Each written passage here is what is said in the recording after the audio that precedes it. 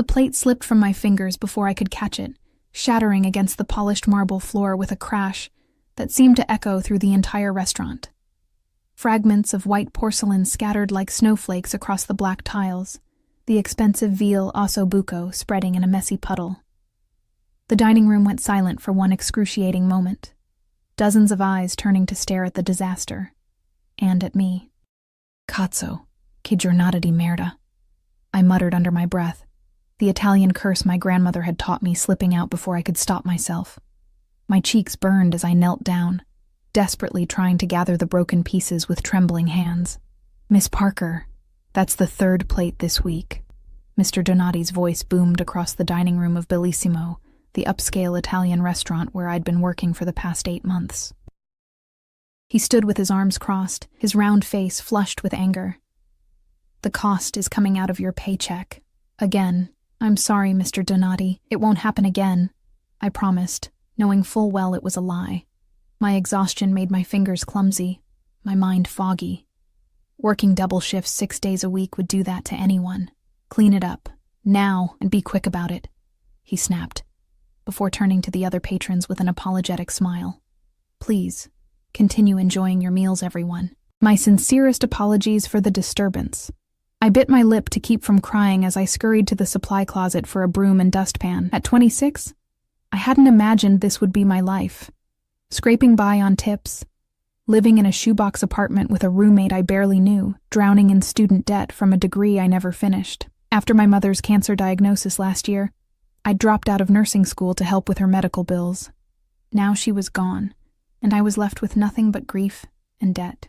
As I swept up the broken plate, I felt a strange shift in the atmosphere of the restaurant. The constant murmur of conversation dimmed, replaced by whispers and an unusual stillness. I looked up to see the maitre d' rushing to the entrance, his usually composed face now a mask of anxious deference. Mr. Moretti, what an honor to have you join us tonight, he gushed, bowing slightly. Your usual table is ready, of course. I froze at the name. Everyone in Chicago knew of the Moretti family, even if you pretended not to.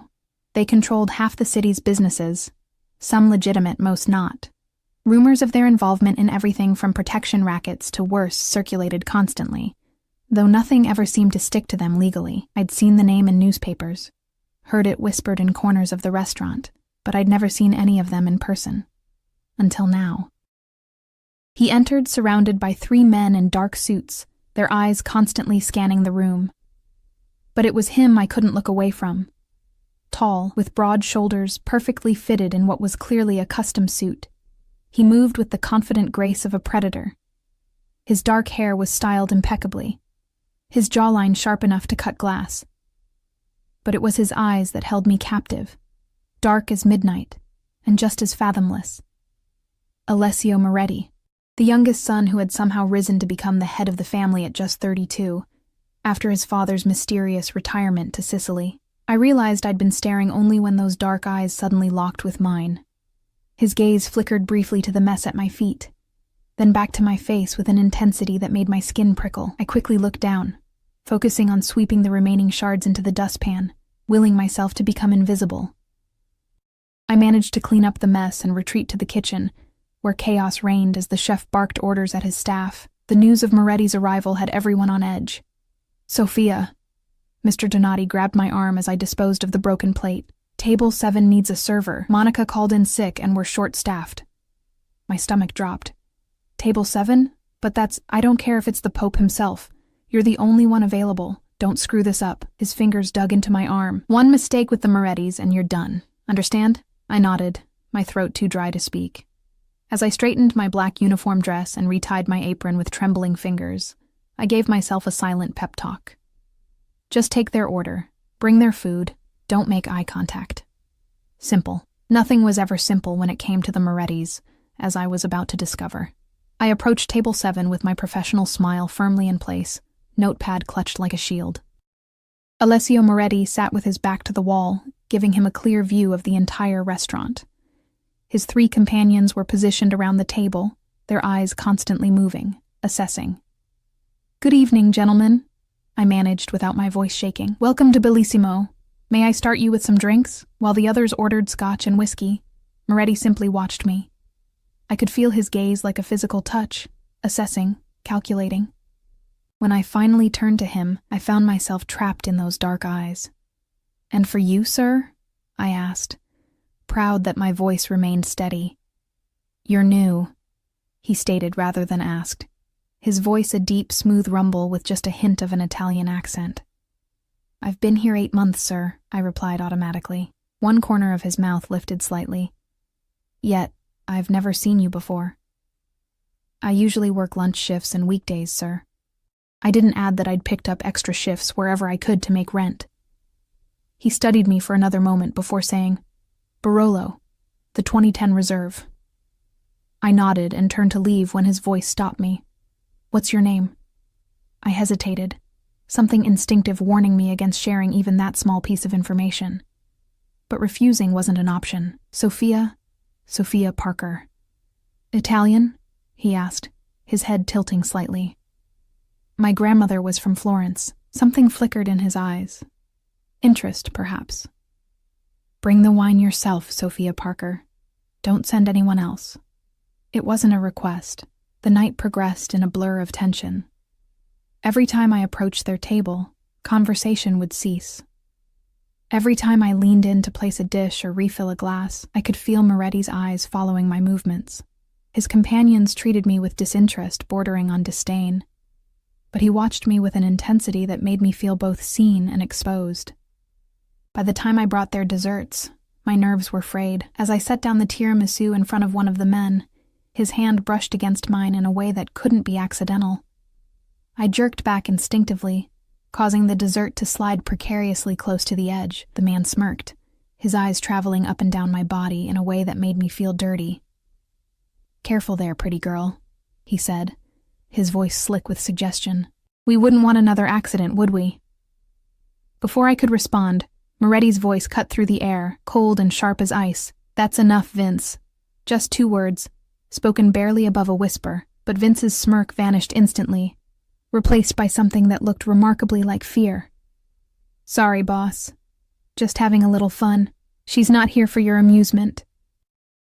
Moretti's eyes never left mine as he spoke, and there was something in them I couldn't quite interpret. Possession, perhaps, or simple irritation at his subordinate's behavior. I finished serving their desserts without further incident and retreated to the kitchen, my heart pounding. When I returned later with their check, the tension at the table was palpable. Vince avoided looking at me entirely, while the other 2 men seemed unnaturally focused on their coffee cups. Moretti signed the check without even glancing at the total, a sum that exceeded my monthly rent, and handed it back to me. His fingers brushed mine, the contact sending an unexpected jolt up my arm. "Thank you for your service tonight, Sophia Parker," he said, my name rolling off his tongue like he was tasting it.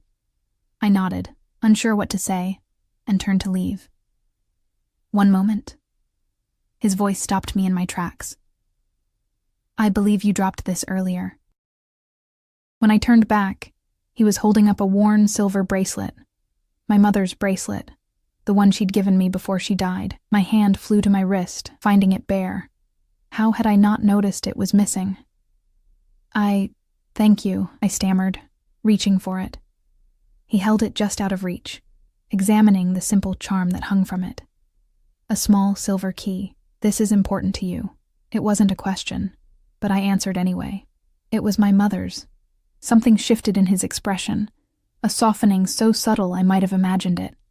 He motioned for me to extend my wrist, and, when I did, fastened the bracelet himself. His fingers were warm against my skin, surprisingly gentle for a man rumored to be so dangerous. "Take better care of precious things, Sophia," he said quietly. "They have a way of disappearing when left unattended." The warning in his words was unmistakable, though I didn't understand what I was being warned against. I left work at midnight, exhausted but grateful for the generous tip Moretti had left. Enough to cover this month's portion of my mother's hospital bills. The night air was cool against my skin as I waited at the bus stop, the street eerily quiet for downtown Chicago. When a sleek black Bentley pulled up to the curb, I instinctively stepped back into the shadows of the bus shelter. The rear window rolled down, revealing Alessio Moretti's face, his expression unreadable in the dim light. "Get in," he said, the door opening as if by magic. My heart hammered against my ribs. I take the bus, thank you." It wasn't an offer, Sophia Parker. His voice remained calm, almost gentle, but there was steel beneath it. "The last bus left 15 minutes ago. Get in." He was right about the bus. I'd missed it while counting my tips. Still, every instinct screamed at me to run, to call a rideshare, to do anything but get into that car. As if reading my thoughts, he added, "I'm merely offering you a safe ride home. Nothing more."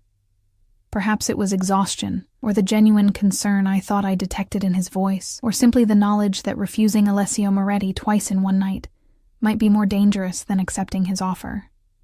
Whatever the reason, I found myself sliding into the leather seat beside him, the door closing behind me with a soft, expensive click. The interior smelled of leather and his cologne, something woody and expensive that made my head swim. One of his men sat in front, separated from us by a privacy partition that rose silently at the press of a button. "Where do you live?" Moretti asked, his eyes never leaving my face. I hesitated before giving my address in a neighborhood that was decidedly not where someone like him would typically venture. If he was surprised, he didn't show it, simply relaying the information to his driver. As we pulled away from the curb, I clutched my purse on my lap, staring straight ahead. The silence stretched between us, thick with unasked questions. "You speak Italian," he finally said. It wasn't a question. I tensed, remembering my muttered curse when I'd broken the plate. Just a few phrases my grandmother taught me. "Cazzo c'è giornata di merda," he quoted perfectly, and my face burned, a rather colorful phrase for a grandmother to teach. I swallowed hard. She had a vivid vocabulary. His laugh was unexpected, deep and genuine, transforming his severe features into something almost approachable. "I like honesty, Sophia. It's refreshing in my world." The car glided through the night-empty streets, the city lights painting shadows across his face. I studied him carefully when I thought he wasn't looking. The perfect cut of his suit, the glint of a platinum watch at his wrist, the signet ring on his right hand bearing what looked like a family crest. "Why are you doing this?" I finally asked, unable to contain my curiosity. "Giving me a ride home?" His eyes met mine, dark and unfathomable. Perhaps I wanted to finish our conversation without an audience. "We weren't having a conversation," I pointed out. "Weren't we?" His lips curved into something not quite a smile. "You told me a great deal tonight without speaking a word." A chill ran down my spine. "I don't know what you mean." "You're drowning, Sophia Parker," he said softly. "Working yourself to exhaustion, jumping at shadows, wearing grief like a second skin." I stiffened, shocked by his perception and the casual way he laid me bare. "You don't know me." "Not yet," he agreed, "but I'd like to." The car slowed as we approached my rundown apartment building, its peeling paint and broken security door a stark contrast to the luxury I was currently sitting in. I reached for the door handle, desperate to escape this man who saw too much. "Wait." Moretti's hand covered mine, warm and surprisingly gentle. From an inside pocket, he withdrew a business card, thick, cream-colored cardstock, with just a phone number embossed in black. "If you ever need anything at all, call this number." I stared at the card, not taking it. "Why would you help me?" "Let's call it curiosity," he said, his eyes never leaving mine as he tucked the card into my purse. "For now." The driver opened my door, standing protectively as I stepped out onto the cracked sidewalk. Before the door closed again, Moretti leaned forward, his gaze intense. "Buonanotte, cara mia," he said softly. "Until we meet again." As the Bentley disappeared into the night, I stood frozen, clutching my purse with its dangerous new addition. Something told me my life had just irreversibly changed, though I couldn't have known then just how right I was. In my tiny apartment, as I collapsed onto my bed still in my uniform, I pulled out the business card. The paper was thick between my fingers, the numbers seeming to pulse with possibilities and dangers I couldn't begin to understand. I should throw it away, forget this night ever happened. Instead, I tucked it into the small jewelry box that held my mother's few remaining possessions, telling myself I was merely keeping it as a curiosity, nothing more. But as sleep finally claimed me, Alessio Moretti's dark eyes followed me into my dreams, promising things I didn't dare name even to myself. The next morning dawned with a relentless headache and the lingering sensation of being watched. I'd barely slept, my dreams haunted by dark eyes and whispered Italian. As I shuffled to my tiny kitchenette to make coffee, my roommate Zoe was already there, her hospital scrubs wrinkled from her overnight shift. "You look like hell," she announced, passing me a chipped mug of coffee. "Late night?" I accepted the caffeine gratefully, avoiding her curious gaze. "Just the usual. Double shift." She studied me over the rim of her own mug. "You sure that's all? Because Mrs. Herschel in 3B said she saw you getting out of a fancy black car last night. Said the man inside looked like he belonged in a movie." My stomach twisted. The last thing I needed was neighborhood gossip. "Just a customer from the restaurant. He offered me a ride when I missed the bus." Zoe's eyebrows shot up. "A customer? In a car worth more than this entire building? Sophia, what aren't you telling me?" "Nothing," I insisted, the lie bitter on my tongue. "It was just a ride." She looked unconvinced but mercifully dropped the subject when her phone chimed. "Gotta run. Extra shift. Bills won't pay themselves." She squeezed my shoulder as she passed. "Be careful, okay? Men who drive cars like that usually want something in return." After she left, I stood motionless in our silent apartment, my coffee cooling, forgotten in my hands. Zoe's warning echoed what I already knew. Men like Alessio Moretti didn't do anything without purpose. What did he want from me? The question followed me into the shower, through getting dressed, and onto the bus that would take me to my morning shift at Carmela's Cafe, my second job. The small Italian cafe was quieter than Bellissimo, frequented by students from the nearby community college and locals looking for authentic espresso. The owner, Carmela, was a 60-something widow who'd taken a liking to me when I'd correctly pronounced all the Italian pastry names during my interview. She reminded me of my grandmother, fierce, loving, and perpetually worried that I wasn't eating enough. "Sophia, you're early," she called as I entered through the back door. Her sharp eyes immediately narrowed. "And you look terrible. Sit. I'll make you something to eat." "I'm fine, Carmela, really." "Nonsense. You're pale as my pizza dough." She ushered me onto a stool at the small prep table and bustled around the kitchen.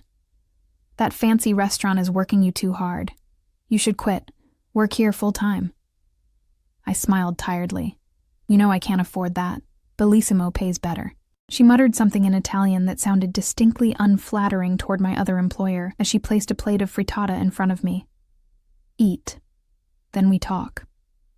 The routine of the cafe gradually eased my tension. I lost myself in the rhythm of pulling espresso shots, steaming milk, arranging pastries, and chatting with the regulars.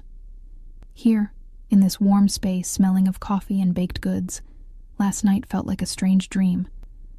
Until the bell over the door chimed at precisely 10:47 a.m.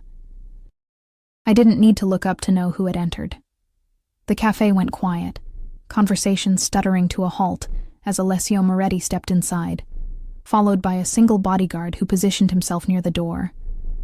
Unlike last night's formal attire, today Moretti wore a charcoal gray cashmere sweater over dark jeans, the casual clothes somehow making him look even more dangerously attractive. My hands froze on the espresso machine. How had he found me here? I hadn't told him about my second job. His eyes found mine immediately, a small smile playing at the corners of his mouth as he approached the counter. The other customers gave him a wide berth, conversations resuming in hushed tones. "Good morning, Sophia," he said, my name still rolling off his tongue like a caress. "Mr. Moretti," I managed, wiping my suddenly damp palms on my apron. "What can I get for you?" "Alessio," he corrected, resting one hand casually on the counter. The signet ring gleamed under the cafe lights. "I think we're past formalities, don't you?" Before I could respond, Carmela emerged from the kitchen, stopping short when she saw who was at my counter. Recognition, followed by wariness, flashed across her face. "Mr. Moretti," she said, her voice carefully neutral. "An honor to have you visit my humble cafe." He turned to her with a respectful nod. "Mrs. Ricci, it's been too long. My father always spoke highly of your late husband. And your cannoli." A complex emotion crossed Carmela's face. Something like grief, mixed with caution. "Antonio was fond of your father as well. Before everything, whatever everything, was hung in the air between them, laden with history I didn't understand." Moretti merely inclined his head again before turning back to me. "A double espresso, per favore," he said, "and whatever pastry Sophia recommends." Carmela gave me a sharp look before retreating to the kitchen, leaving me alone with him. I busied myself with the espresso machine, grateful for something to do with my trembling hands. "The almond croissants are good," I offered, not looking at him. "Carmela makes them herself." "Then an almond croissant it is." He watched me work, his gaze so intense I could feel it like a physical touch. "You're surprised to see me." It wasn't a question, but I answered anyway. "I didn't tell you I worked here. You didn't have to." He accepted the espresso I slid across the counter, his fingers brushing mine deliberately. "I make it my business to know things, Sophia." The implication sent a chill down my spine. Had he been having me followed, looking into my life? I placed an almond croissant on a plate with more force than necessary, powdered sugar dusting the counter. "Why?" I demanded, keeping my voice low. "Why would you care where I work or what I do?" His eyes held mine, dark and unreadable. "You intrigue me." "I'm a waitress," I said flatly. "There's nothing intriguing about me." "I disagree." He took a sip of his espresso, nodding appreciatively. "A half-Italian waitress who works 2 jobs, speaks her grandmother's language, and wears grief and exhaustion like armor, yet still carries herself with quiet dignity. I find that very intriguing indeed." My face heated at his assessment. "I'm just trying to survive." "Aren't we all?" Something flashed in his eyes, a vulnerability so brief I might have imagined it. Then his mask of cool control returned. "I have a proposition for you." Alarm bells rang in my head. "I'm not interested in—" "It's not what you're thinking," he interrupted, amusement flickering across his face, "though your assumption is illuminating." I flushed deeper, mortified. "My mother is hosting a charity gala this Saturday," he continued. "I find these events tedious, but appearance is required. I'd like you to accompany me." I stared at him, certain I'd misheard. "You want me to go to a charity gala with you?" "Is that so difficult to believe?" "Yes," I said honestly. "You could have anyone. Models, socialites, women who actually own evening gowns and know which fork to use." His lips quirked. "Perhaps that's precisely why I don't want them." A customer cleared their throat behind him, waiting to order. I welcomed the interruption, needing space to think. Moretti stepped aside, taking his espresso to a small table in the corner. He sat with his back to the wall, sipping his coffee and watching me as I served other customers, his bodyguard standing impassively nearby.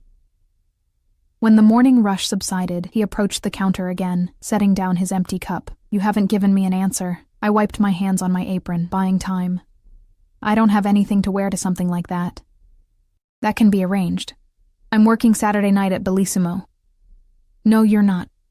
I've already spoken to Donati. You have the evening off." My head snapped up.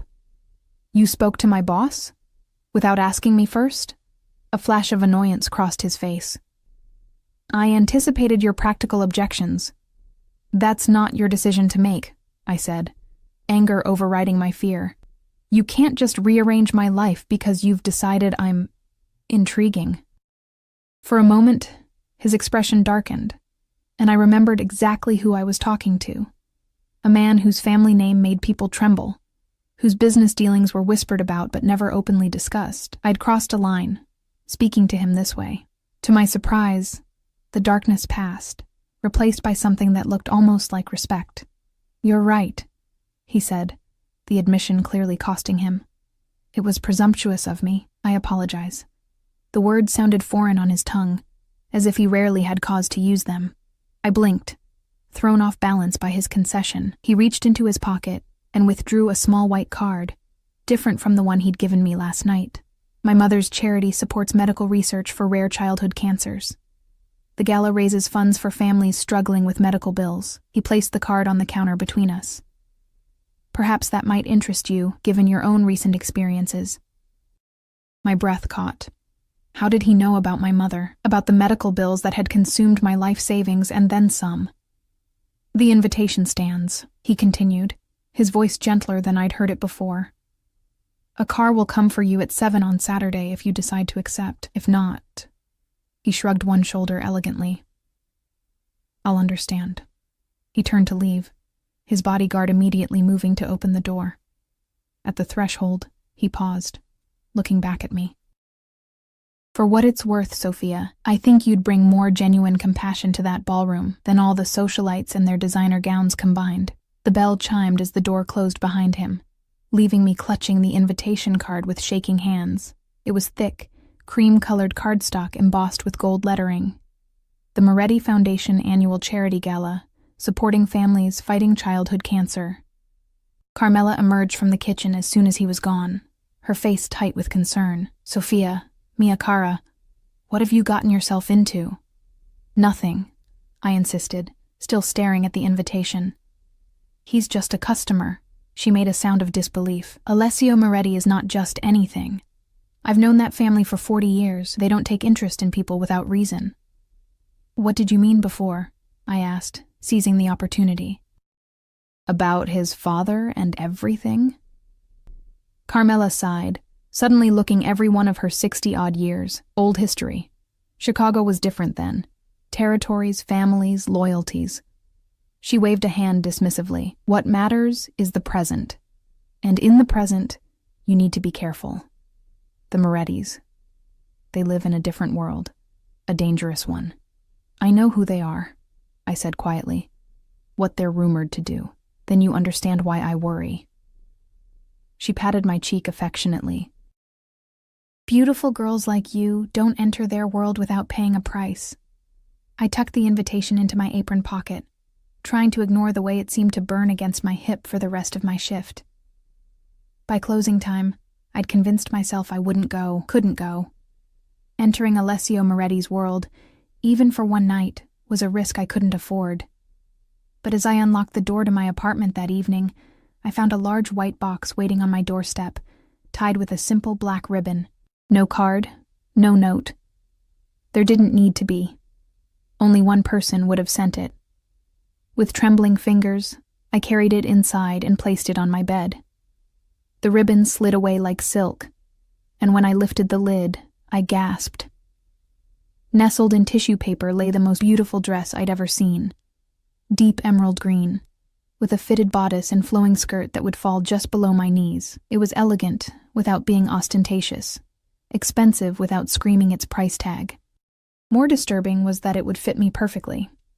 Alongside it was a pair of black heels, sized exactly right for my feet, and a small velvet jewelry box containing simple diamond drop earrings. My phone chimed with a text from an unknown number. The green will complement your eyes. A. I sat heavily on the edge of my bed, staring at the dress and the text message. How had he gotten my number? The same way he'd known where I lived, where I worked, what size I wore. He had resources, connections, power, and for some unfathomable reason, he'd turned that power toward me. I should return the dress, send a polite but firm refusal. Keep my distance from a man whose world would swallow mine whole without a trace. That would be the sensible choice, the safe choice.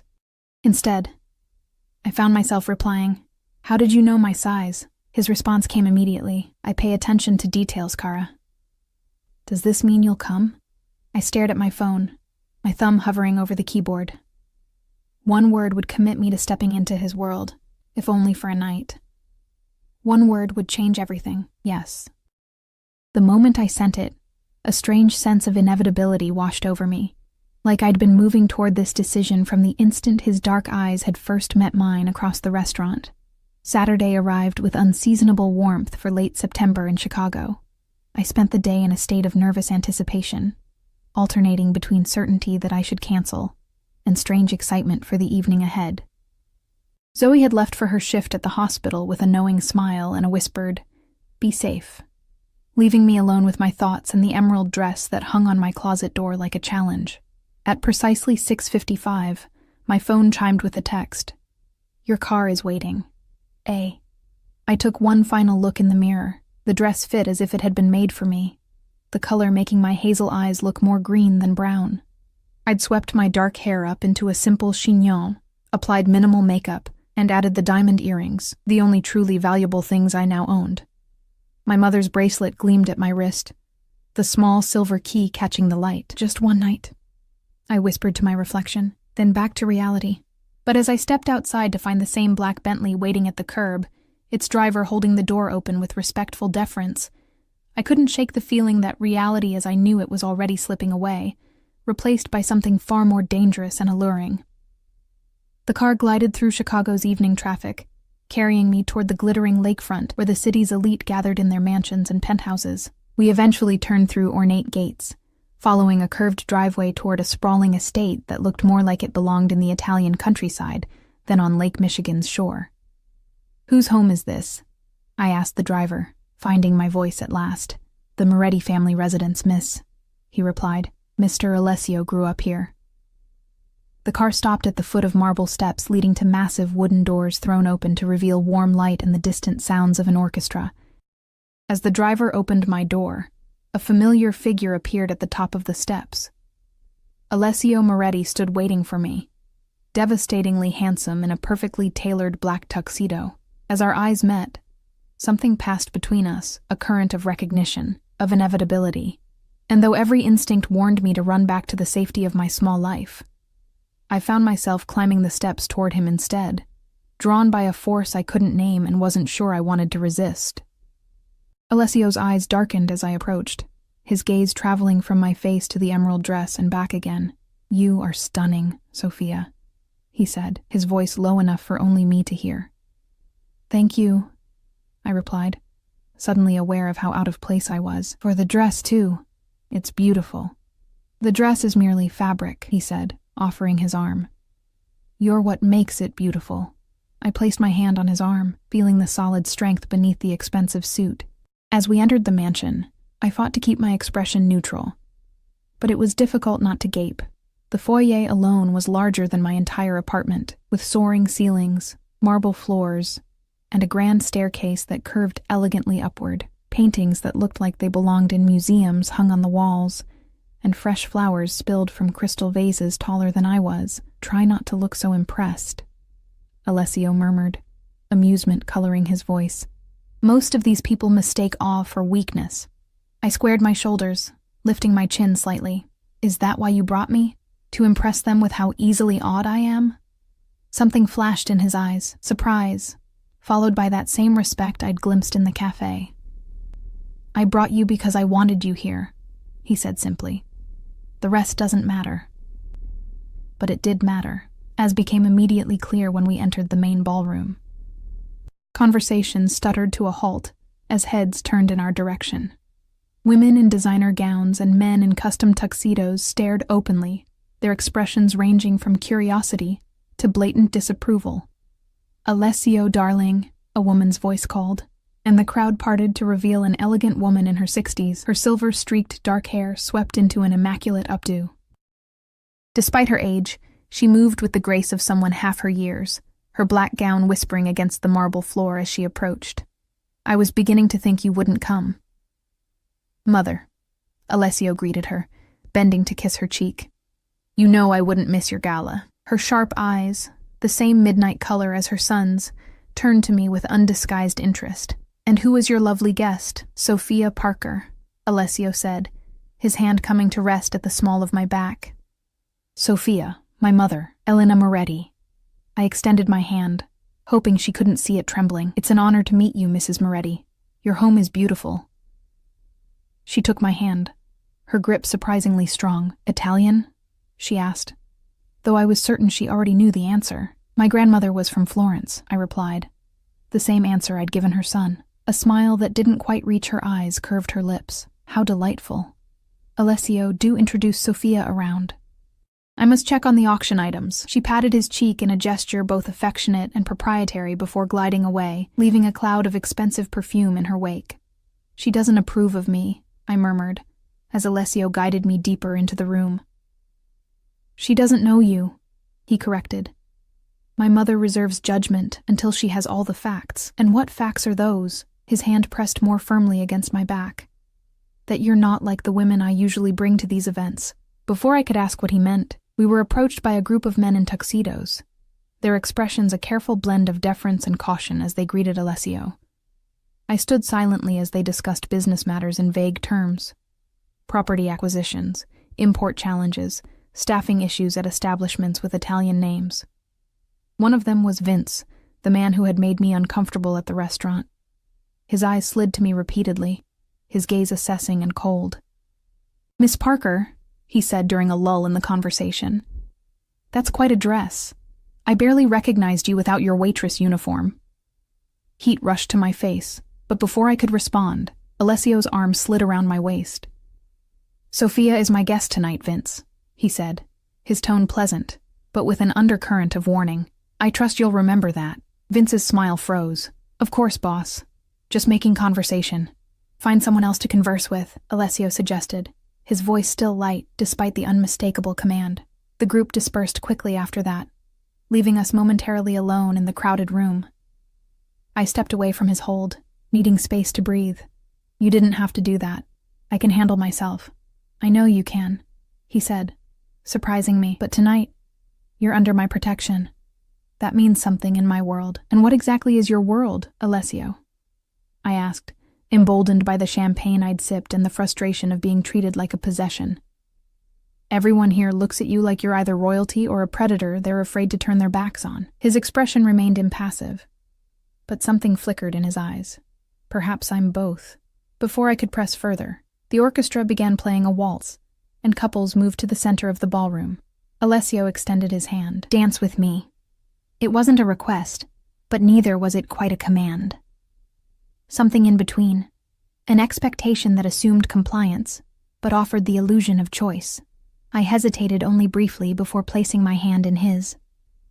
He led me onto the dance floor with confident grace, one hand at my waist, the other clasping mine. I was grateful for the dance lessons my mother had insisted on when I was younger, though I'd never danced with a partner who moved with such practiced ease. "You surprise me, Sophia," he said, as we turned smoothly among the other couples. "Most women would be asking about my cars, my properties, my businesses by now." "I'm not most women," I replied, "and I'm more interested in why you brought me here than in what you own." A genuine smile curved his lips, transforming his severe features. "Direct. I appreciate that." He pulled me fractionally closer as we turned again. "I told you. You intrigued me." "That's not an answer." His eyes held mine, searching. "When you've had everything handed to you your entire life, Sophia, you develop a sensitivity to authenticity. The women I usually meet want something: status, money, the thrill of danger. You..." He paused, considering. "You look at me like you're trying to solve a puzzle, not secure an advantage." "Maybe I'm just better at hiding my motives," I suggested. He laughed then, the sound rich and unexpected. "No, cara mia, you're many things, but duplicitous isn't one of them. Your face reveals everything you feel." As if to prove his point, his hand at my waist slid slightly lower, and I felt heat rush to my cheeks. His smile deepened, satisfied. The music ended, and he led me from the dance floor toward a set of French doors that opened onto a terrace overlooking manicured gardens. The night air was cool against my flushed skin, the distant sound of Lake Michigan a soothing counterpoint to the orchestra inside. "Better?" he asked, watching me closely. I nodded, grateful for the momentary escape. "It's a bit overwhelming." "The wealth?" he asked. "Or me?" "Both," I admitted honestly. "I don't belong in this world, Alessio." "Perhaps this world doesn't deserve you," he countered, moving to stand beside me at the stone balustrade. "These people, with their old money and older secrets, they play at charity while protecting their fortunes. At least I'm honest about who I am." "Are you?" I turned to face him, because I still don't know. Everyone whispers about your family, but no one says anything directly. His expression hardened slightly. "What do they whisper, Sophia?" I hesitated, suddenly aware of how isolated we were on the terrace. "That your family controls half of Chicago's businesses, that people who cross you disappear, that your father didn't really retire to Sicily." Something dangerous flashed in his eyes. There and gone so quickly I might have imagined it. And do these whispers frighten you?" "They should," I said softly. "But I'm still here." He studied me for a long moment, his gaze so intense I had to resist the urge to look away. "My father was weak," he finally said, his voice low. "He let sentimentality cloud his judgment, allowed rivals to encroach on what belonged to our family. I did what was necessary to preserve our legacy." A chill ran down my spine that had nothing to do with the night air. He hadn't denied anything. In fact, he'd all but confirmed the darkest rumors. "Why are you telling me this?" I asked. He reached out, his fingertips brushing a loose strand of hair from my face with surprising gentleness. "Because you asked, and because I find I don't want to lie to you, Sophia." The intimacy of the gesture, coupled with his words, left me momentarily speechless. I was saved from having to respond by the arrival of another guest on the terrace, a tall, striking woman in a red gown that clung to her model-thin figure. "Alessio," she purred, her accent distinctly European. "I've been looking everywhere for you." His hand dropped from my face, his expression cooling instantly. "Francesca, I wasn't aware you were in Chicago. Your mother invited me." Her heavily lidded eyes flicked dismissively over me before returning to Alessio. "She thought you might appreciate some familiar company." The implication hung in the air between them. Clearly, they had history. The woman was stunning, with the kind of polished beauty that came from expensive care and genetic good fortune. Next to her, I felt painfully ordinary in my borrowed finery. "I have company," Alessio said flatly, his hand finding the small of my back again. "Sophia, this is Francesca Ricci, an old acquaintance. Francesca, Sophia Parker."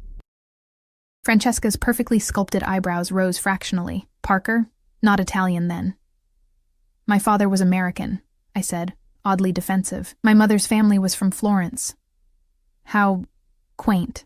Her smile was sharp as a knife. "And what is it you do, Sophia Parker?" Before I could answer, Alessio cut in. "Sophia works in hospitality. She's remarkably accomplished."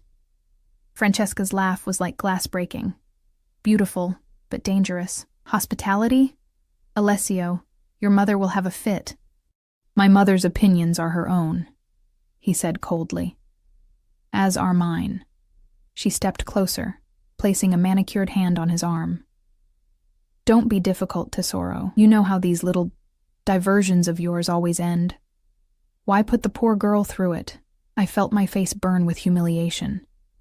Was that what I was? A diversion? A brief entertainment before he returned to women like Francesca? "That's enough," Alessio said, his voice dropping to a register that made the hairs on the back of my neck stand up. "You're being rude to my guest, Francesca." She withdrew her hand as if burned, something like fear flashing across her perfect features. "My apologies. I simply misunderstood the nature of your relationship." Her smile was brittle as she turned to me. "Enjoy your evening, Sophia Parker, however long it lasts." She swept back into the ballroom, leaving a chill in her wake. I stepped away from Alessio's touch, suddenly needing distance. "Is she right?" I asked, hating the vulnerability in my voice. "Am I just a diversion? Something different to amuse you until you get bored?" His jaw tightened. "Francesca is bitter. We were engaged once briefly. It ended badly." "That doesn't answer my question." He moved toward me, and though everything in me wanted to retreat, I held my ground.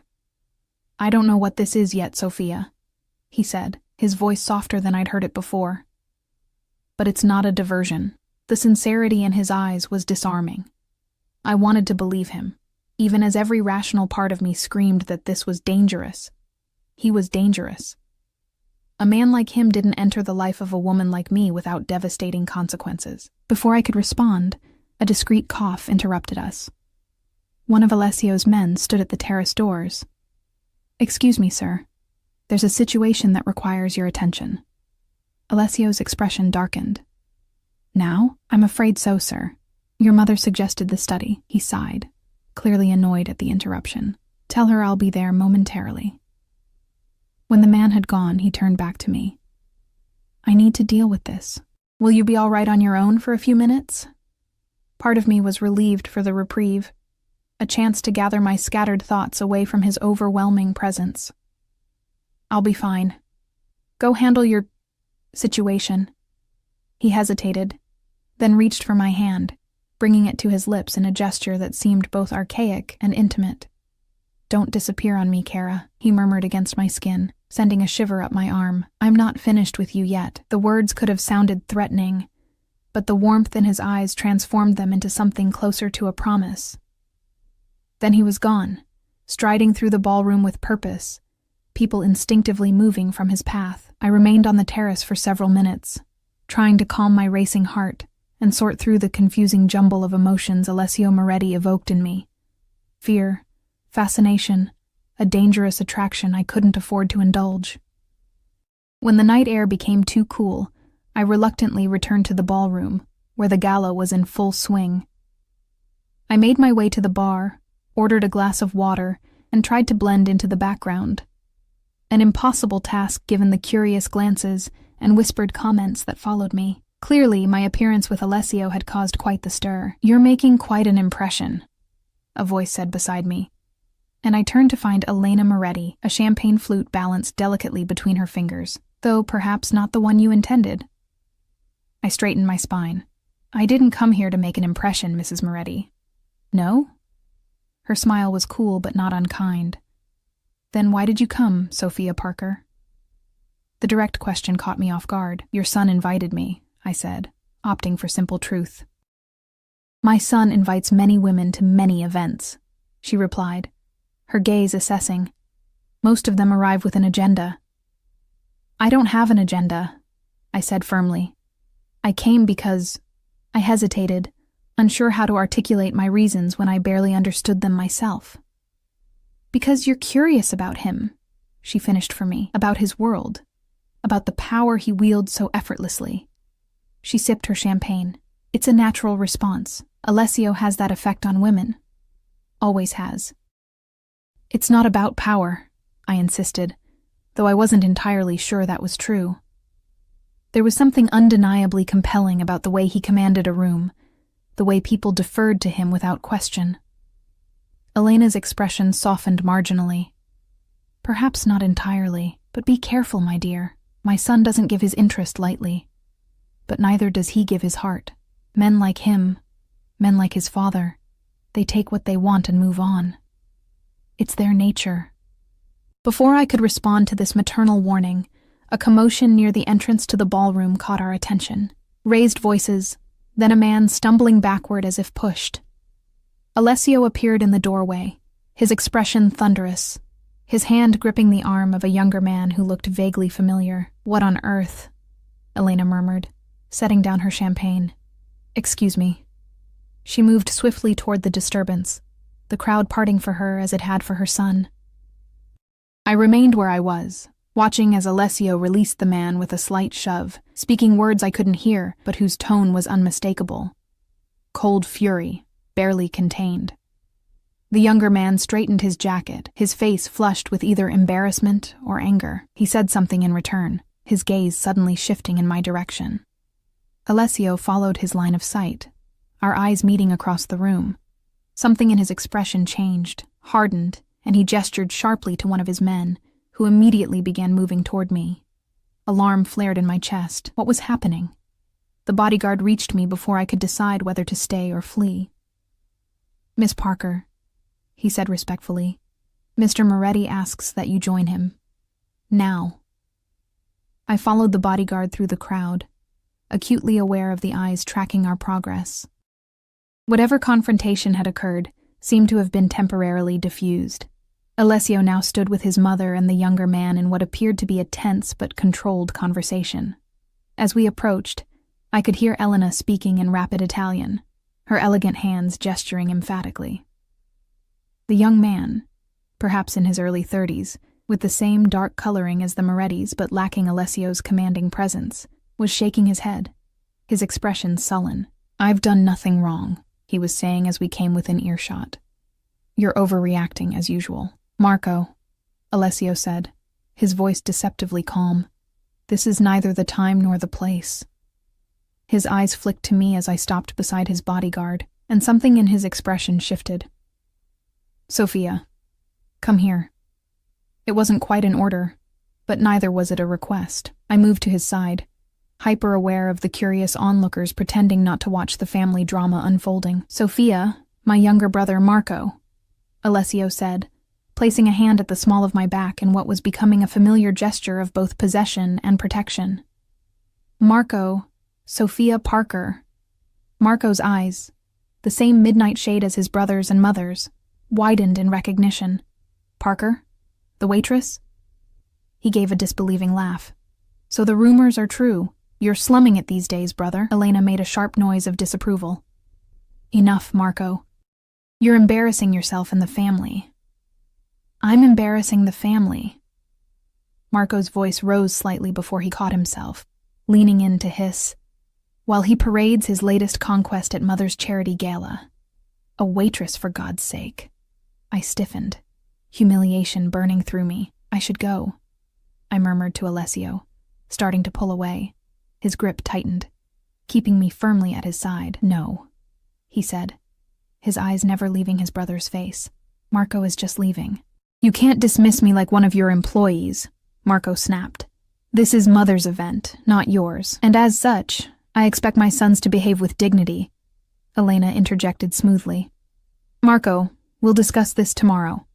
For now, I suggest you make your apologies to Miss Parker and take your leave." Marco's jaw worked as he visibly struggled with his temper. Finally, he gave a stiff nod. "My apologies, Miss Parker," he said, not sounding remotely sorry. "Family disagreements shouldn't involve outsiders." He turned to his mother, kissing her cheek. "I'll call you tomorrow." He pointedly ignored Alessio as he left, shouldering his way through the crowd with none of his brother's grace or authority. The moment he was gone, Elena turned to us, her expression carefully composed. "Well, that was unfortunate," she said, as if discussing a minor catering mishap rather than a public family confrontation. "Sophia, I must apologize for my younger son's behavior. Marco has always struggled with decorum."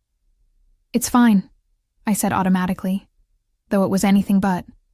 I felt distinctly out of place, caught in the middle of a family power struggle I didn't understand. "It's not fine," Alessio said, his voice tight with controlled anger, "and we both know this wasn't about decorum." Elena sighed, smoothing an invisible wrinkle from her gown. "Perhaps we could discuss this privately, after the gala?" "There's nothing to discuss," he replied. "I've made my position clear. Marco needs to accept it, or there will be consequences." Something unspoken passed between mother and son, an entire conversation conducted through subtle shifts in expression that left me feeling like I was watching a foreign film without subtitles.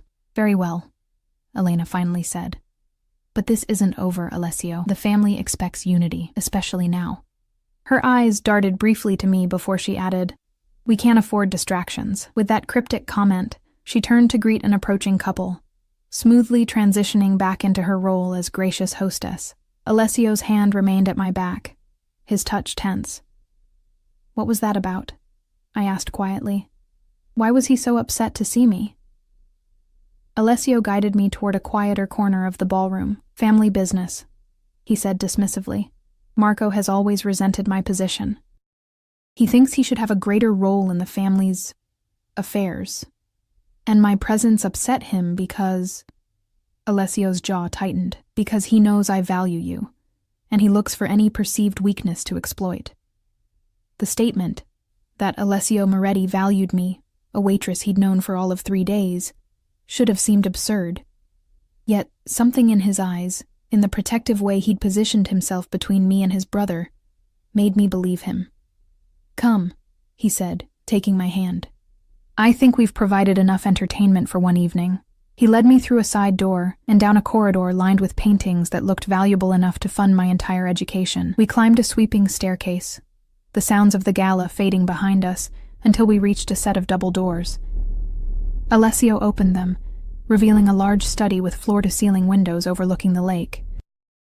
"Your office?" I asked, taking in the massive desk, the leather chairs, the shelves lined with books that looked well-read rather than merely decorative. "One of them," he replied, closing the doors behind us. "I thought you might appreciate a moment away from the spectacle." I moved to the windows, gazing out at the moonlight reflecting on Lake Michigan. The view was breathtaking. the dark water stretching endlessly, the city lights twinkling in the distance. It was a view that spoke of wealth, of power, of a world so far removed from my own that it might as well be another planet. "Your brother really hates me," I said, still facing the window. "Or at least, he hates that I'm here with you." Alessio moved to stand beside me, his reflection in the glass solemn and unreadable. "Marco doesn't know you well enough to hate you. He hates what you represent. And what's that? Change." He turned to face me, his dark eyes searching mine. "I've been different since I met you. People have noticed." I laughed nervously. "We met 3 days ago. How different could you possibly be?" "You'd be surprised," he said softly. "I've been distracted, less focused. I've missed meetings, delegated decisions I would normally handle personally, all because I can't stop thinking about a waitress who cursed in Italian and looked at me without fear." My heart stuttered in my chest. "That sounds like a problem for someone in your position." "It is," he agreed, reaching up to brush a strand of hair from my face, his touch lingering on my cheek. "A very dangerous problem. I should have stepped back, maintained some distance between us. Instead, I found myself leaning slightly into his touch. "Why me?" I whispered. "You could have anyone. That's precisely the point, isn't it?" His thumb traced the line of my jaw, sending shivers down my spine. "I can have anyone. Women who want my money, my power, my name. But you?" His eyes darkened. "You look at me like you see beyond all that, like you see me." "I don't even know you," I protested weakly. "Don't you?" he challenged. "You see more than most, Sophia Parker.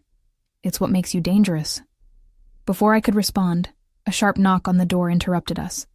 Alessio dropped his hand from my face, his expression closing. "Enter!" he called, stepping back from me. The door opened to reveal one of his men, not the bodyguard who'd escorted me, but an older man with silver at his temples and hard eyes. "Apologies for the interruption, sir, but there's a situation that requires immediate attention. Downstairs." Alessio's jaw tightened. "Can it wait?" "I'm afraid not, sir. It concerns the matter we discussed earlier." The man's eyes flicked briefly to me, then back to Alessio with clear meaning. Alessio nodded once. "I'll be right there." When the man had closed the door again, he turned to me with obvious reluctance. "I need to handle this."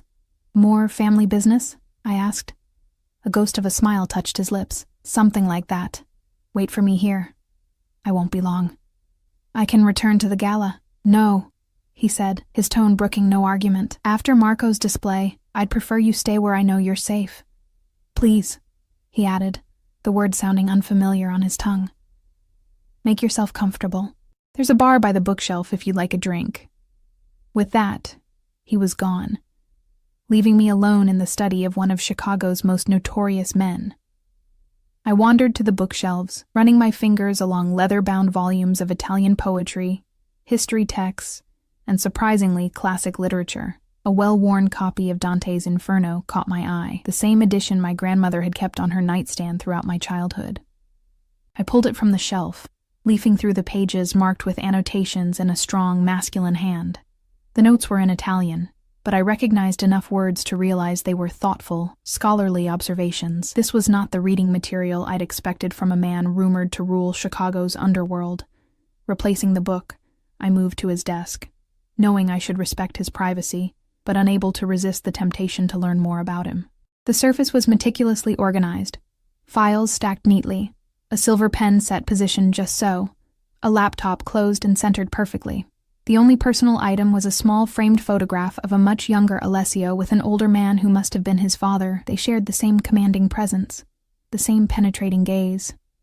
A noise at the door made me step back guiltily, but it was only the house staff delivering a tray with a carafe of water and 2 crystal glasses. The woman placed it on a side table without a word, her eyes carefully averted from mine as she slipped out again. I poured myself a glass of water, trying to calm my racing thoughts. What was I doing here? Alone in Alessio Moretti's private study, waiting for him like what? A girlfriend? A possession? A diversion, as Francesca had so cruelly suggested? Minutes stretched into nearly half an hour. I had just decided to ignore Alessio's instructions and return to the gala when the door opened. But it wasn't Alessio who entered, it was Elena Moretti, regal and composed as ever. "Miss Parker," she said, closing the door behind her. "I thought I might find you here." I set down my water glass, suddenly nervous. "Mrs. Moretti." Alessio asked me to wait for him. "Yes, I'm aware." She moved further into the room, her gown whispering against the carpet. "My son is detained.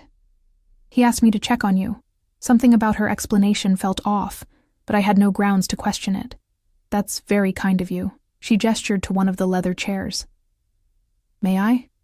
There are some things I think we should discuss, woman to woman." I nodded, taking the seat opposite her.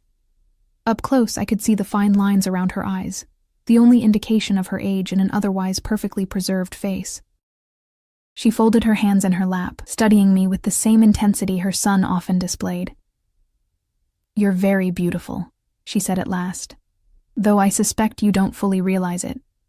That's part of your appeal to Alessio, I think. He's surrounded by women who weaponize their beauty. You wear yours unconsciously." "Thank you," I said cautiously, unsure where this conversation was heading. She smiled slightly. "That wasn't entirely a compliment, my dear. Innocence can be as dangerous as calculation in our world." "Your world," I corrected gently. "Not mine. Yet here you are," she pointed out. "In my home, wearing a dress my son selected, waiting in his private study. Whether you acknowledge it or not, you've already stepped into our world." I couldn't argue with her logic, uncomfortable as it made me. "What did you want to discuss with me, Mrs. Moretti?" She studied me for a moment longer, before sighing softly. "My son is at a critical juncture in his life, Sophia. The family business is expanding. New territories, new alliances. It requires his complete focus, his unwavering commitment." "I'm not distracting him," I said defensively. Her laugh was gentle but dismissive. "My dear, you've done nothing but distract him since the moment you met. Alessio has built his reputation on control, on focus. Yet in the past 3 days, he's been late to meetings, delegated important decisions, spent hours personally investigating your background. The confirmation that he'd been looking into my life sent an uneasy chill down my spine. I didn't ask him to do any of that." "You didn't have to." She leaned forward slightly. "I don't doubt that you're a good person, Sophia. Your circumstances, your mother's illness, your sacrifice of your education to care for her, speak to your character. But good people get hurt in our world, sometimes simply because they're in the wrong place at the wrong time." My mouth went dry at the implied threat. "Are you warning me away from your son, Mrs. Moretti?" "I'm offering you an opportunity," she corrected smoothly. "Alessio tells me you left nursing school to cover your mother's medical bills, that you're still struggling with that debt, working 2 jobs just to keep your head above water." I stiffened. "I don't want your money." "Everyone wants money, my dear. Some are simply more honest about it than others." She reached into a small evening bag, withdrawing an envelope that she placed on the table between us. "Inside, you'll find a cashier's check for $50,000, enough to clear your debts and return to school. All I ask in return is that you end whatever this is with my son. Tonight." I stared at the envelope, shock and indignation warring within me. "You're buying me off?" "I'm offering you a way out," she said, her voice softening, "before you're in too deep to escape. Alessio can be overwhelming. When he wants something, he pursues it with single-minded determination. It can feel flattering, intoxicating even. But men like my son, like his father, they don't change, Sophia. Not even for women they believe they love." The implication that Alessio might come to love me was so absurd that I almost laughed. "We barely know each other. You're overreacting to what? A few days of attention?" Elena's expression remained serious. "My son doesn't give his attention lightly. When he focuses on someone this way, it's consuming, for him, and eventually, for them. I've watched it happen before." A shadow passed over her face. "I've lived it myself." Something in her voice, a thread of old pain, carefully contained but still present, gave me pause. "You're talking about your husband." She nodded once. "Antonio was much like Alessio is now, powerful, charismatic, dangerous. I was younger than you when we met. He swept me off my feet, promised me the world." Her perfectly manicured fingers traced an invisible pattern on the arm of her chair. What he didn't mention was the cost of that world. The compromises, the fear, the isolation. "I'm sorry," I said softly, genuinely moved by the glimpse of vulnerability beneath her polished exterior. She straightened, the moment of openness passing as quickly as it had appeared. "Don't misunderstand me. I made my choice, and I've never regretted it. The Moretti name has given me power, influence, security. But it's not a life I would wish on a young woman with other options." She nudged the envelope closer to me. "Take the money, Sophia. Go back to school. Become a nurse. Help people. Live a life where you don't have to check under your car for explosives or wonder if the new friend you made is actually an informant." Her blunt description of her reality was chilling. I looked from the envelope to her face, searching for signs of manipulation, finding only what appeared to be genuine concern. "And if I don't take it?" I asked, my voice barely above a whisper. Her expression softened with what looked like genuine regret. "Then I fear you'll learn the hard way what it means to be chosen by a Moretti man." She rose gracefully. "The car that brought you tonight is at your disposal. You needn't say goodbye. In fact, I think it's better if you don't. A clean break is kinder in the long run." She moved toward the door, pausing with her hand on the knob. "For what it's worth, I think in another life, under different circumstances, you might have been good for my son." Her smile was sad. "But we don't live in that life, do we?" With that, she was gone, leaving me alone with an envelope containing more money than I'd ever seen at once, and a decision that somehow felt like it would change the course of my life no matter which way I chose. I sat motionless for several long minutes, staring at the envelope. $50,000, freedom from debt, a return to the life I'd planned before my mother's illness had derailed everything. All I had to do was walk away from a man I barely knew, a man whose world was so far removed from mine that any connection between us seemed doomed from the start. It should have been an easy decision. The rational choice was clear, so why did the thought of never seeing Alessio again make my chest ache as if something vital was being torn away? I rose from the chair, the envelope still untouched on the table. Moving to the window, I stared out at the moonlit lake, trying to make sense of the conflicting emotions warring within me. 3 days. I'd known Alessio Moretti for just 3 days, yet somehow he'd managed to upend my carefully constructed world, forcing me to question everything I thought I wanted. The practical part of me, the part that had been paying bills and making sacrifices since I was old enough to understand money, urged me to take Elena's offer. It was generous, more than generous.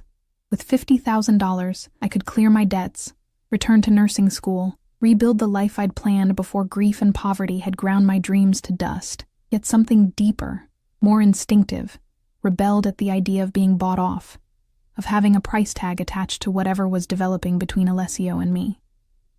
And there was something. I couldn't deny it, couldn't pretend that the electricity that sparked between us whenever we were close was merely my imagination. I was so lost in thought that I didn't hear the door open. It was only when I caught a reflection in the window, a tall figure standing motionless in the doorway, that I realized Alessio had returned. "Your mother was here," I said without turning, my eyes still fixed on the distant horizon where lake met sky. He moved into the room, stopping a few paces behind me. "I know." Of course he did. Very little seemed to escape Alessio's notice. "She made me an interesting offer." His reflection in the glass stiffened almost imperceptibly. "Did she?" I turned to face him then, needing to see his expression clearly. $50,000 to walk away from you. Tonight. No goodbyes, no explanations. I gestured to the envelope still sitting on the table. Enough to pay off my debts and go back to school. Something dangerous flashed in his eyes as they moved from my face to the envelope and back again. "And what did you tell her?" "Nothing," I admitted. She didn't stay long enough for me to respond. He moved closer, stopping just a foot away, his dark eyes searching mine. "Yet you're still here." "I am." "Why?" The question was soft but intense, as if my answer mattered more than he wanted to admit. I swallowed, suddenly finding it difficult to maintain eye contact. "I don't know," I said honestly. By any rational measure, I should take the money and run as far from you and your world as possible. One corner of his mouth lifted in a humorless smile. Yet you haven't. Not yet, I agreed. He reached out slowly, giving me time to pull away if I wanted to, and tucked a strand of hair behind my ear. My mother means well, he said quietly. In her own way, she's trying to protect both of us. From what? From each other? From what we might become together. His hand lingered near my face, his thumb brushing lightly against my cheekbone. She's not wrong about the dangers of my world, Sophia. The life I lead, it's not compatible with normalcy, with safety. Then why bring me into it at all? I asked, my voice barely above a whisper. Why pursue this, whatever this is, if you know it can only end badly? His eyes darkened. Because from the moment you looked at me across that restaurant, something in me recognized something in you. Something I didn't know I was missing until I found it. The raw honesty in his voice stole my breath. This wasn't the smooth charm of a man accustomed to getting what he wanted through manipulation. This was something else entirely, a confession that seemed to surprise him as much as it did me. That doesn't make sense, I protested weakly. We're from completely different worlds. I'm nobody, a waitress drowning in debt. I gestured vaguely at our surroundings, the opulent study that spoke of generations of wealth and power. I'm a man, he said simply. Behind the name, the reputation, the power. Just a man who hasn't been seen, truly seen, in longer than I can remember. His hand moved to cup my cheek fully. Until you. I should have pulled away, should have reached for the envelope and walked out the door, back to the safety of my small life with its modest dreams and manageable expectations. Instead, I found myself leaning into his touch, my eyes closing briefly at the warmth of his palm against my skin. This is insane, I whispered. We barely know each other. Then let me know you, he replied, his voice deepening. And let me show you who I am. Not the man everyone fears, not the mask I wear for the world. Just me. The sincerity in his eyes was my undoing. Without conscious decision, I closed the small distance between us, my hand coming to rest on his chest where I could feel his heart beating strong and steady beneath expensive fabric. His response was immediate and overwhelming. One arm wrapped around my waist, pulling me firmly against him while his other hand tangled in my hair, tilting my head back as his mouth claimed mine. The kiss was nothing like the hesitant explorations I'd experienced before. This was possession, pure and unrestrained, a man taking what he wanted with absolute certainty that it was his to take. And God help me, I gave myself over to it completely, my arms winding around his neck as I pressed closer, answering his hunger with my own unexpected desire. He tasted of expensive whiskey, and something darker, more dangerous. A flavor I instantly knew I would crave for the rest of my days. When we finally broke apart, both breathing heavily, his eyes had darkened to near black, his usual control visibly fraying at the edges. Sophia, he murmured, his voice rough with restraint. If you're going to take my mother's money and walk away, do it now. Because if you stay... He drew a ragged breath. If you stay, I won't let you go easily. The warning should have frightened me instead. It sent a thrill of something dangerously close to excitement through my veins. I don't want your mother's money, I said, the decision crystallizing as I spoke the words. And I don't want easy. Something primal flashed in his eyes at my response. His hands tightened on me possessively, but before he could speak, a sharp knock on the door forced us apart. Not now, Alessio growled, his eyes still fixed on mine.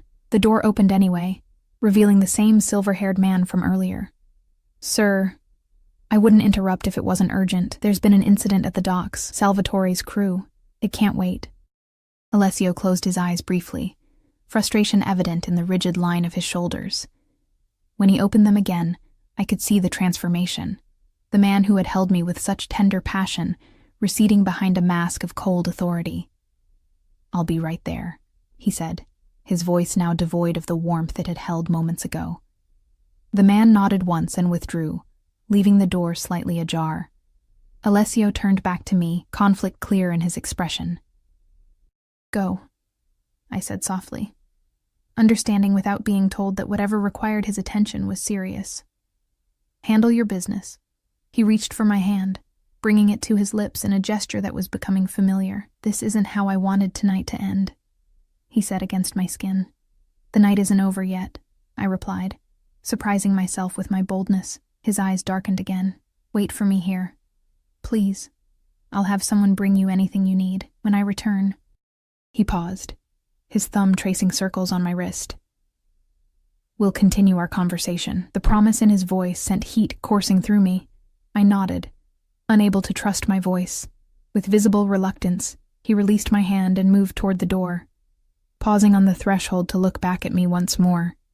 His gaze so intense it left me breathless. Then he was gone, the sound of his footsteps fading down the corridor.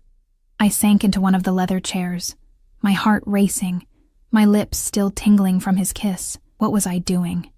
Turning down a chance at financial freedom to pursue what, exactly? A relationship with a man whose business dealings were whispered about in fear, whose family operated outside the law, whose world was so fundamentally different from mine that any future between us seemed impossible. My eyes fell on the envelope still sitting on the table. $50,000. Freedom. Safety. The rational choice. Instead, I rose and moved to the window again, staring out at the moonlit grounds of the Moretti estate. In the distance, I could see a group of men moving quickly toward several black SUVs parked in a far corner of the property. Alessio was among them, his commanding presence unmistakable even from a distance. I watched as he issued instructions, his men responding with immediate deference. This was who he was, a man of power, of authority, of danger. A man whose world I was choosing to enter with my eyes wide open. Time passed strangely as I waited. A staff member brought a tray of light refreshments which I barely touched. I browsed the bookshelves, finding comfort in the familiar titles mixed among business texts and historical accounts of Chicago's storied past. At some point, I kicked off the heels that had been pinching my feet all evening, curling up in one of the large leather chairs with a volume of Italian poetry I remembered my grandmother reciting during my childhood. The gala must have ended hours ago, the guests departing in their luxury cars to their luxury homes, unaware that the host's son was dealing with an incident at the docks, rather than bidding them goodbye. I wondered what Elena had told them about my absence, about Alessio's disappearance. Had she expected me to take her money and vanish? What would she say when she discovered I was still here, waiting for her son in his private study? It was well past midnight when the door finally opened. Alessio stood in the entrance, his bow tie undone, his expression guarded as his eyes found me curled in the chair. For a moment, neither of us spoke, the air between us charged with unasked questions and unspoken fears. "You're still here," he finally said, his voice revealing a hint of surprise despite his usual control. I closed the book in my lap, setting it aside. "I said I would be." He moved into the room, his movements betraying a slight stiffness that hadn't been present before. As he came closer, I noticed a dark smudge on the cuff of his pristine white shirt, a stain that looked disturbingly like blood. "Are you hurt?" I asked, rising from the chair, concern overriding everything else. He glanced down at his cuff, his expression hardening momentarily before he shook his head. "It's not mine." The implication hung in the air between us. I should have been horrified, should have run from the room and never looked back. Instead, I found myself asking, "Do you want to talk about it?" His laugh was short and without humor. "No, Sophia. That's the one thing I never want to do with you. Discuss the uglier aspects of my business." He moved to a sidebar, pouring himself a measure of amber liquid that he drank in one swift motion. "You deserve better than that contamination." I approached him slowly, stopping just within reach. "If I'm going to be part of your life, I'll have to accept all of you. Even the parts you'd rather keep hidden." He turned to face me, his expression grave. "Is that what you want? To be part of my life? I'm still here, aren't I?"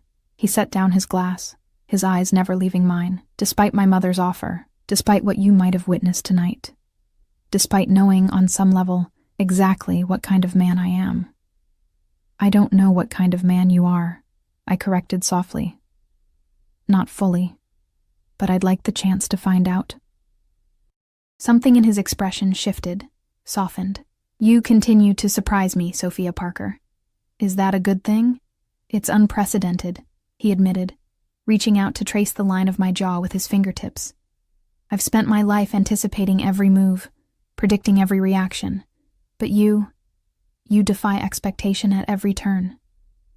I leaned into his touch, drawn to him despite every rational warning screaming in my mind. What happens now?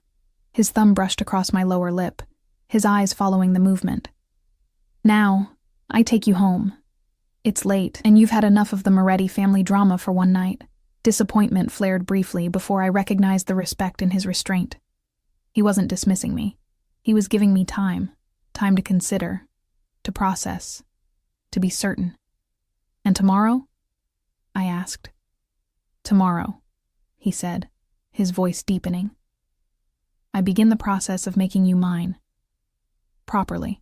No more chance encounters, no more family interventions.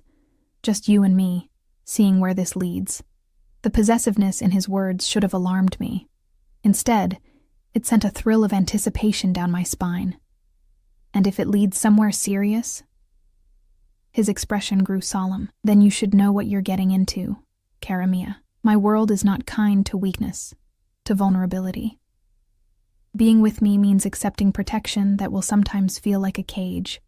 It means understanding that there are parts of my business you can never know, questions you can never ask. It means trusting me absolutely, even when circumstances appear damning. That's a lot to ask, I said softly. It is, he agreed, which is why I'm giving you tonight to think about it. Tomorrow, when your head is clear and you're away from all this. He gestured to our opulent surroundings. You can decide if what's between us is worth pursuing, despite the cost. I studied him in the soft lamplight. This complex man who commanded fear and respect in equal measure, who could order violence one moment and treat me with such tender consideration the next. And if I decide it is, worth it, I mean. The smile that curved his lips transformed his severe features, making him look younger, almost boyish. Then, Sophia Parker, I promise you a life beyond anything you've imagined. Not easy, perhaps not always safe, but never boring, never lonely, and never lacking in passion. He drew me closer, his arms encircling my waist as he bent to brush his lips against mine. Not the consuming fire of our earlier kiss, but a gentle promise of what might come. For tonight, though, I'll return you to your apartment like the gentleman my mother raised me to be. True to his word, Alessio escorted me home in his Bentley, his hand holding mine throughout the journey. When we arrived at my rundown building, he walked me to my door despite my protests that it wasn't necessary. Humor me, he said as we reached my apartment. I need to see you safely inside. Professional hazard. I turned to face him at my threshold, suddenly shy despite the intensity of our earlier moments. Thank you for tonight. It was educational. He laughed softly. That's one word for it. His expression grew serious as he reached out to tuck a strand of hair behind my ear. You left the envelope, I noticed. I did. Why? I considered my answer carefully. Because whatever is happening between us, I want it to be real. Not a transaction. Not an obligation. Just us. Figuring it out together. He studied me for a long moment, something like wonder crossing his features. You continue to amaze me, he murmured, before leaning in to place a brief, tender kiss on my lips. Sleep well, cara mia. I'll call you tomorrow. I watched from my window as his car disappeared into the night, my mind replaying the events of the evening.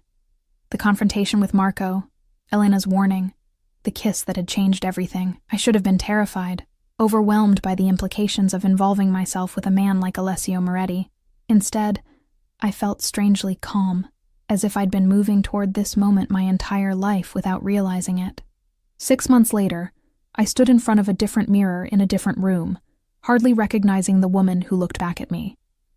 Gone was the exhausted waitress in a cheap uniform, replaced by someone who moved with confidence in designer clothes, who no longer flinched at price tags or calculated tip percentages to pay bills. My apartment was now a spacious penthouse overlooking the lake, my student debt a distant memory. My nursing studies resumed at Alessio's insistence. "You will finish what you started," he had declared on our third date, brooking no argument. "I want you to have your own identity, your own purpose beyond me." It hadn't all been easy, this transition into Alessio's world. There had been tense dinners with Elena, who had eventually thawed when she realized I wasn't going anywhere. There had been outright hostility from Marco, who still regarded me with barely concealed disdain at family gatherings. There had been nights when Alessio returned late, tight-lipped about where he'd been or what he'd done, and I'd had to learn to stop asking certain questions. But there had also been moments of such profound connection, such raw honesty between us, that they outweighed every difficulty. Alessio, with his guard down, was a different man, passionate, sometimes playful, fiercely protective, and capable of a tenderness that still caught me by surprise. "Ready, Kara?" His voice pulled me from my thoughts as he appeared in the doorway of our bedroom, impeccable as always in a tailored suit. Tonight was another charity gala, this one for a children's hospital where I'd recently started volunteering. "Almost," I replied, fastening my mother's bracelet around my wrist, the only piece of jewelry I'd refused to let him replace with something more expensive.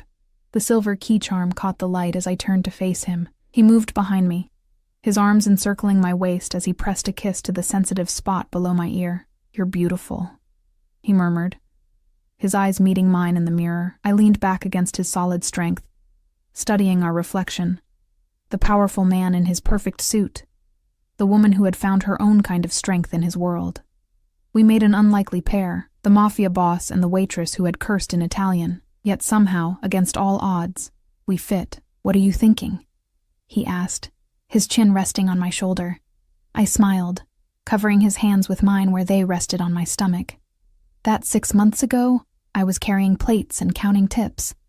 And now, he prompted. I turned in his arms, reaching up to trace the line of his jaw. Now I'm exactly where I'm supposed to be. The tender look in his eyes, a look only I ever got to see, warmed me from within. "No regrets?" he asked, a rare vulnerability in his voice. "None," I said truthfully. "Your world isn't easy, Alessio. It's complicated and sometimes frightening, but it's also passionate and loyal and surprisingly full of love." I rose on tiptoe to press a soft kiss to his lips, and it has you. That makes it worth everything. His arms tightened around me, his kiss deepening with the possessive intensity that still made my heart race. When we broke apart, both slightly breathless, the look in his eyes was one I'd come to recognize. Part wonder, part fierce possession.